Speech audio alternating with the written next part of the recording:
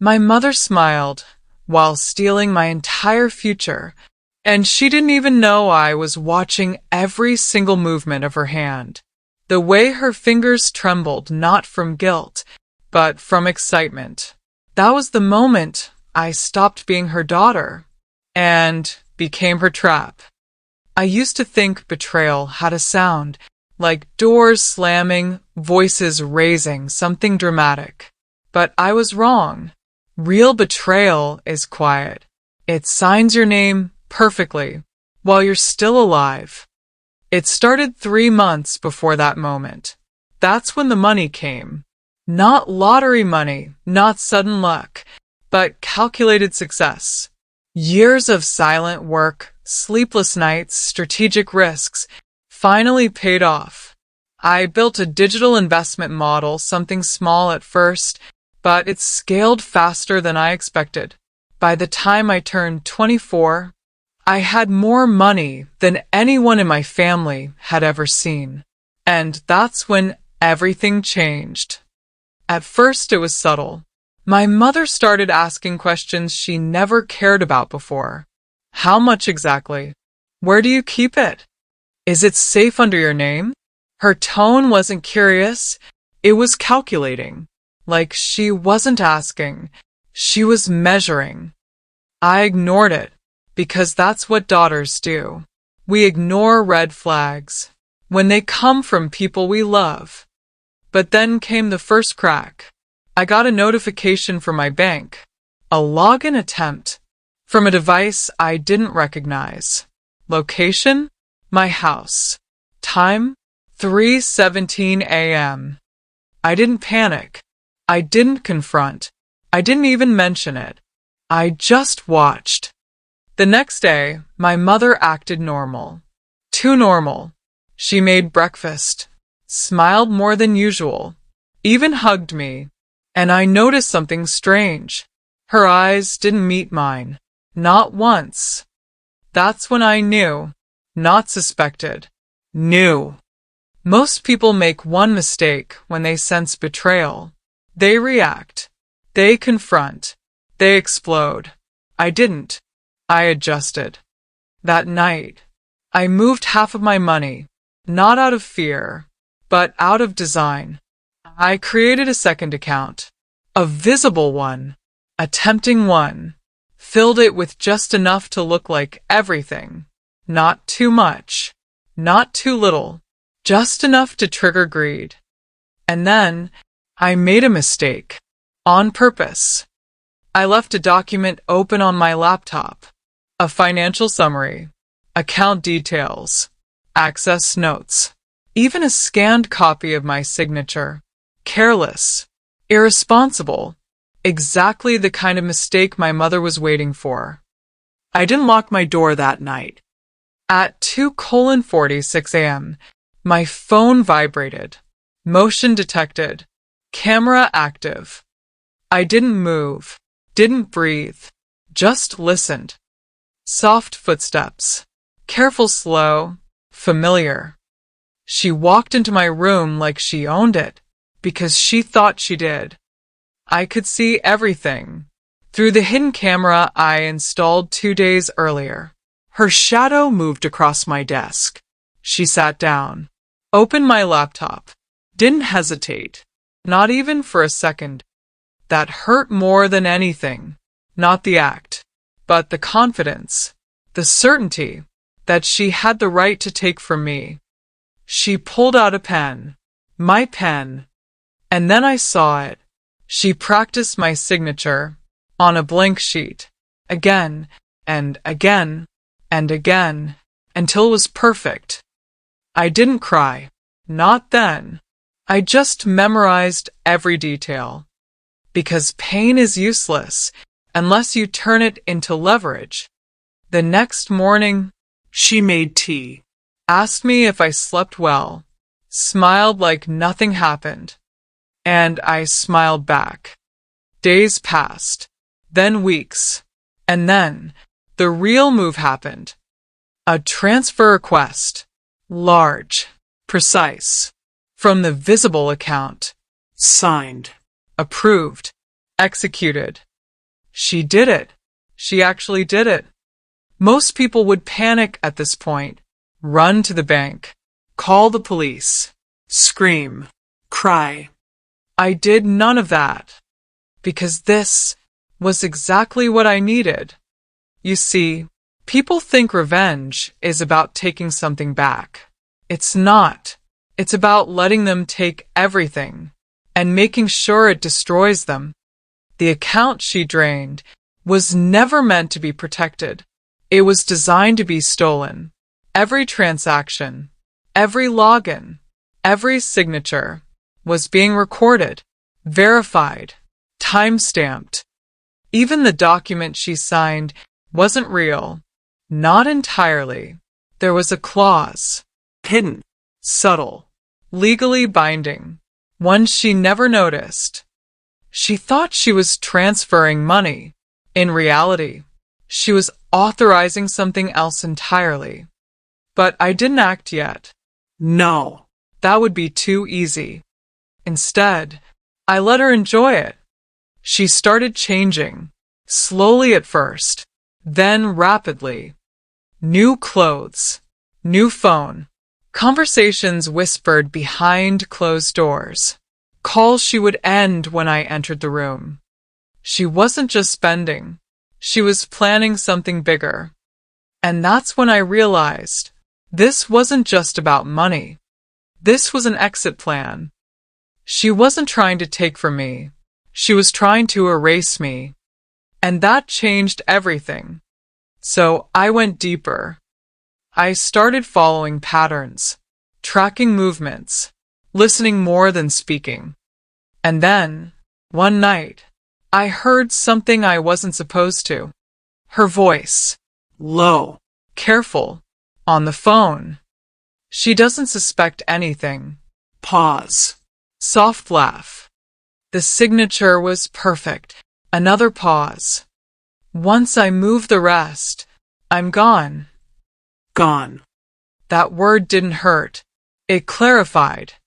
Because in that moment, I stopped seeing her as my mother and started seeing her as a problem I had already solved. But what she didn't know, what she couldn't possibly imagine, was this. She wasn't the only one preparing an exit. I had already set mine, weeks ago, and hers was built into it, because the document she signed, the one she thought gave her control, actually transferred something else, something far more dangerous than money. And the moment she tries to leave, the moment she thinks she's finally free, that's when everything collapses. But I needed one more thing, one final move, one final mistake from her. And I knew exactly how to get it. So, the next morning, I walked into the kitchen, looked her straight in the eyes, and said something I knew would change everything. I think someone's been trying to access my accounts.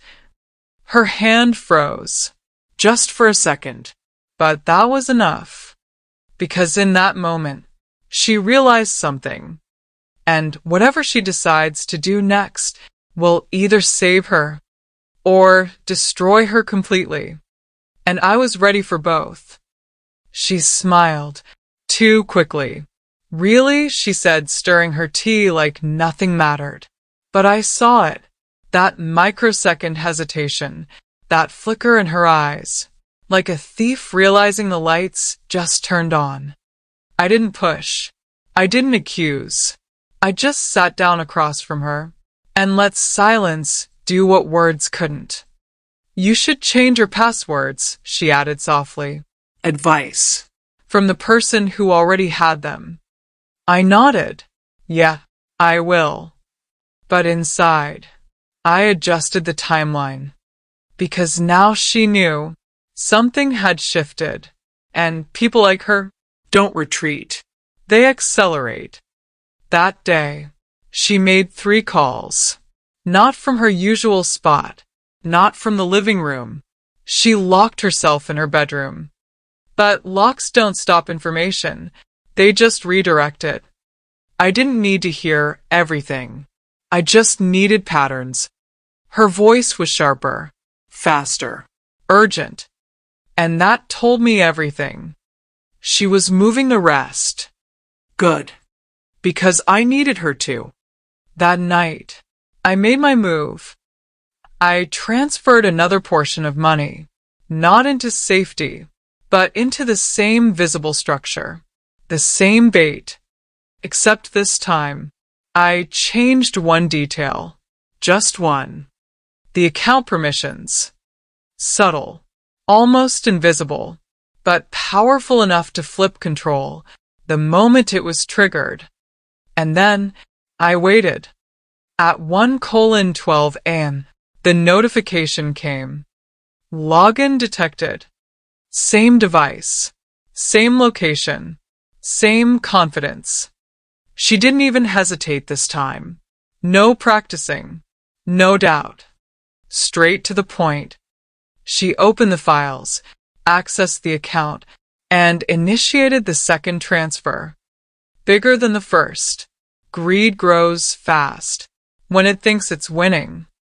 I watched everything, every click, every confirmation. And then, the moment I was waiting for, she reached the final step, authorization. Her hand paused, just slightly. For a fraction of a second, something human showed up. Doubt. And then it disappeared. She signed. Perfect. Because that signature didn't just approve a transfer. It activated the clause. A clause buried inside a legal structure she never read, because she never thought she needed to. People like her, they don't study traps. They assume they're too smart to fall into one. But this one was built specifically for her. The transfer went through. Clean. Successful. Irreversible. And that's when the system triggered. Not alarms. Not police. Something quieter. More precise. A legal notification. Sent automatically. To multiple entities. Timestamped. Authenticated. Irrefutable. I didn't even touch my phone. Because the moment she completed that action, everything left my hands and entered a process she couldn't stop. The next morning, she was glowing. I've never seen her that happy. She hummed while making breakfast, wore perfume she hadn't touched in years. She thought she won, and I let her believe it, because victory feels sweetest right before it disappears. Going somewhere today? I asked casually. She looked at me, just for a second too long. Just meeting a friend, she said. A lie. But a weak one, because her suitcase was already packed. I saw it, hidden, but not well enough. She was leaving, not just the house, not just the city. Me. And that's when I realized something deeper. This wasn't impulsive. This wasn't desperation. This was planned, for a long time, which means I wasn't the only one watching. She had been studying me too, and somehow that made everything colder. But I didn't react, because emotions are expensive, and I had already invested everything into patience. So I did something unexpected. I helped her. I asked if she needed a ride. Her eyes widened slightly. Surprise. Suspicion. But then she smiled. Actually, that would help. Of course it would. Because predators trust the moment. Their prey acts harmless. The drive was quiet. Too quiet. The kind of silence where both people know something, but neither says it. We reached the station. She grabbed her bag, opened the door, Paused. looked at me, and for a second I thought, maybe there was something left. Take care of yourself, she said. Simple words. Empty. I smiled. You too. She stepped out, walked away, didn't look back. And just like that, she thought she escaped. But what she didn't know, what she couldn't see, was that the moment she crossed that platform, the process had already reached its final stage. Because the clause she signed wasn't just financial. It was criminal. Forgery. Unauthorized access. Financial fraud. All tied to her identity, her device, her actions, and more importantly, her intention. Because every move she made was documented. Even the part she thought no one would ever find. The conversations, the planning, the exit. I didn't expose her. I let her expose herself. And now, it was just a matter of time. Hours passed. Then a message appeared on my phone. Unknown number. She's been stopped. I didn't reply. Didn't need to. Because I already knew what came next. But then, another message arrived. Short. Cold. Unexpected. There's something you need to see. And attached to it was a file. A recording. From a number I didn't recognize. And when I pressed play, my entire plan shifted. Because the voice on that recording wasn't just hers. And what she said wasn't just about the money. She has no idea who she really is. My heart didn't break. It recalculated. Because suddenly, this wasn't just betrayal anymore. This was something else. Something much bigger. And I had just walked straight into it. The recording started with silence. Not empty silence, but the kind that feels prepared. Then her voice came in. Low. Careful. Not the voice she used with me. She has no idea who she really is. I didn't react. Didn't replay it. Didn't rush. I just sat there and let those words settle, like poison that doesn't kill instantly, but changes everything slowly. Then another voice answered. Male. Unfamiliar. Calm in a way that felt controlled. Then we proceed as planned. Once you're clear, we finalize everything. Finalize. That word didn't belong to a simple theft. I kept listening. You'll get your share, he said. No loose ends. Not this time. Not this time. Which meant this wasn't their first. My fingers tightened slightly around my phone, but my face stayed neutral. Because emotions would blur the pattern. And I needed clarity. The recording ended. Just like that. No explanation. No context. But I didn't need it. Because pieces were already moving in my head. Fast. Precise. She didn't just steal from me. She was working with someone. And whatever they planned, it was bigger than money. I leaned back, closed my eyes, and replayed the last few months. Every question she asked, every move she made, every coincidence. And then it clicked. The wealth. It wasn't just triggering her greed. It triggered something else. Interest. From people I didn't even know existed. Because I never made noise about my success. Never posted. Never showed off. But money has a way of making itself visible. And once it does, it attracts two types of people. Those who want to be part of it, and those who want to take it. My mother chose the second.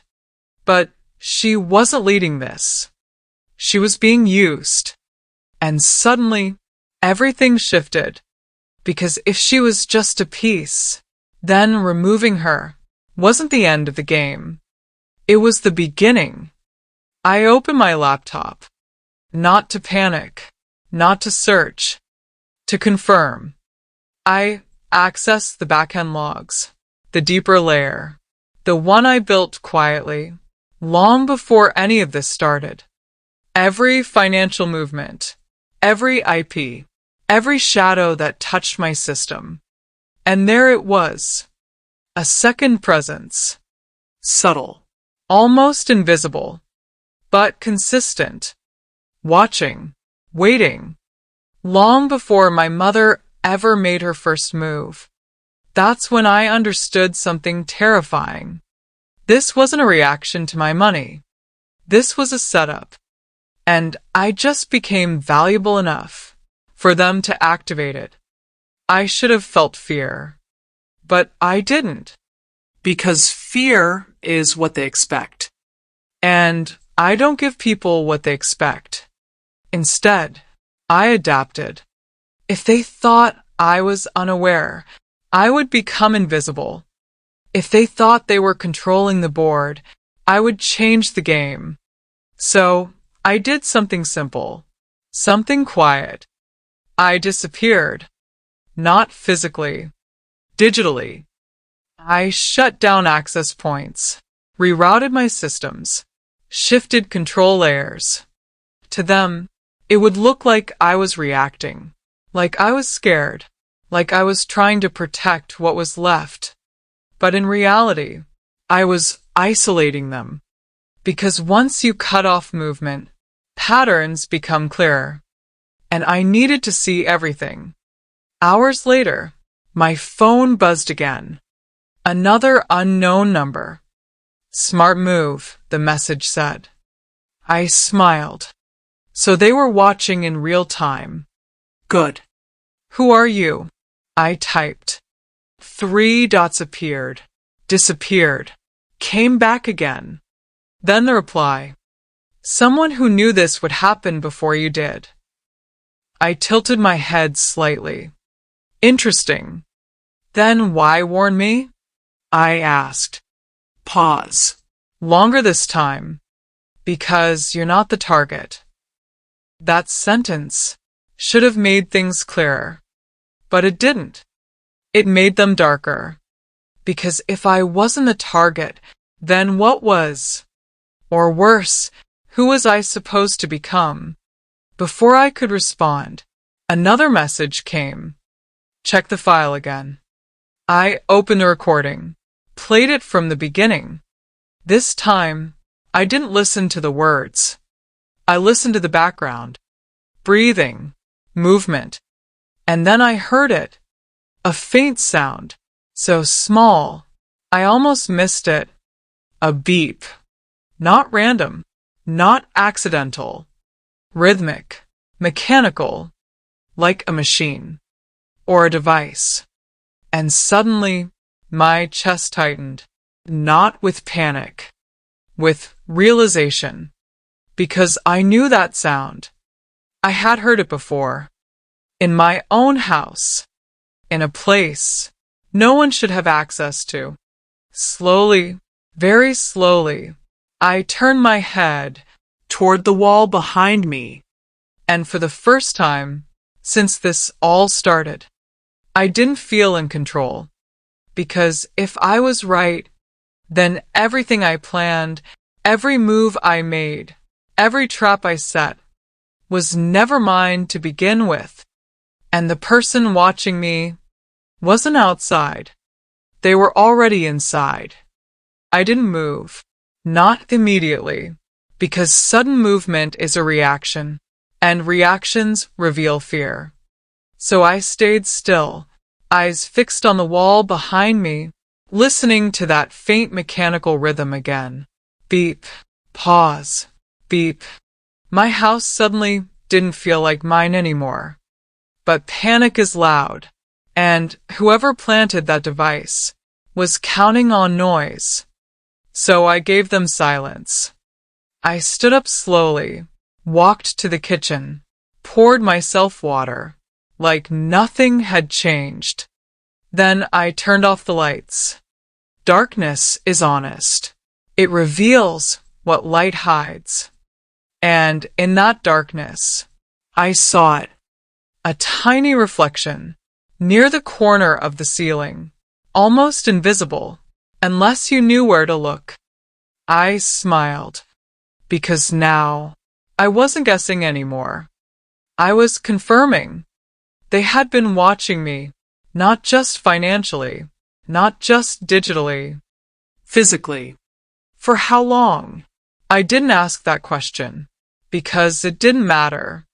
What mattered was that they thought I didn't know, and that was my advantage. The next morning, I did something unexpected. I went back to normal. I cleaned the house, played music, even laughed once. Not for myself. For them. Because people observing you build a version of you in their mind. And I needed that version to be harmless, predictable, recovering. So I performed.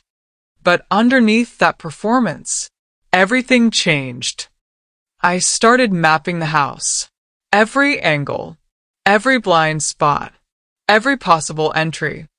And then I did something simple, but irreversible. I invited them deeper. That night, I left my laptop open again. But this time, the file wasn't about money. It was about me. Old records, documents, things no one should have. Or, at least, things I pretended were real. Because if they were watching, they wouldn't resist. Curiosity is stronger than greed. And I needed them to take the next step. At 1:03 a.m., the beep stopped. Completely. That told me everything. They weren't just watching anymore. They were moving. I stayed in bed, eyes closed, breathing steady. Then I heard it. A sound. Not loud. Not careless. A door opening. From inside the house. Every instinct in my body wanted to react. But I didn't. Because this was the moment I built everything for. Slow footsteps. Measured. Professional. Not my mother. Something else. The air shifted. And then my bedroom door opened. Silence. They didn't rush. Didn't search. They walked straight to my desk. Exactly where the file was. Which meant they already knew. Interesting. I listened carefully. A pause. Then a soft whisper. Just like he said. He. So there was a third player. Or maybe the real one. My pulse stayed steady. Because now I had what I needed. Confirmation. Not just of presence, but of hierarchy. They weren't acting randomly. They were following instructions. And that meant someone else was in control. They left as quietly as they came. The door closed. And the beep returned. Like nothing happened. I opened my eyes and smiled. Because now the game was clear. My mother was never the final enemy. She was the entry point. The bait that led me here. But what they didn't understand was this. I don't play defense. I redesigned the board. The next day, I made my move. Not against them. Against myself. I erased everything. Accounts, access points, traces. To them, it looked like panic, like collapse. But in reality, I was disappearing from their system and creating a new one, a closed system, one where every entry point led back to me, a loop. So whoever stepped inside couldn't leave without my permission. It took time, precision, patience. But by the end of the week, it was ready, and all I needed was for them to step in. So I gave them a reason. I leaked something. Not money, not weakness. Information about a hidden reserve. Something untouched, untraceable. Something worth risking everything for. And then I waited. It didn't take long, because greed never learns. 3 nights later, they came back. This time, Faster. more confident, because they thought I was already broken. But this time, they didn't just enter my house. They entered my system. And the moment they did, the loop closed, access locked, movement tracked, identity captured, everything. I didn't confront them. I didn't expose them. I let the system do what it was built to do. Quietly. Precisely. And within hours, everything unraveled. Names, locations, connections. And then, the truth. The he they mentioned was someone I knew.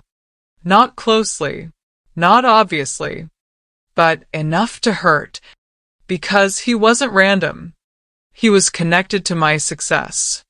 Someone who watched me grow, learned my patterns, studied my system, and when I became valuable enough, he sold the blueprint to people like them. And my mother Was just the easiest way in. I didn't feel anger. I felt clarity, because now there was nothing left to question. So I ended it. Not with confrontation, not with revenge in the way people expect, but with exposure. Every action, every recording, every movement, delivered, legally, irrefutably. One by one, they collapsed. Not loudly, quietly, just like they entered my life. My mother was the first to fall, not because I pushed her, but because she walked too far into something she didn't understand. And in the end, she wasn't even angry at me. She was confused, because she never realized she was never stealing from me. She was stepping into a trap, built from the moment I realized love doesn't protect you. Awareness does. Weeks later, everything was silent again. The house, the accounts, the world around me. Clean. But different, because I wasn't the same person anymore. I didn't trust easily, Didn't react quickly. Didn't feel blindly. but I didn't feel empty either. I felt in control. And that's when I understood the final truth. Revenge isn't loud. It doesn't scream, doesn't destroy everything in one moment. It waits, Builds. Calculates. and then it lets people destroy themselves. All you have to do is make sure they're walking in the right direction.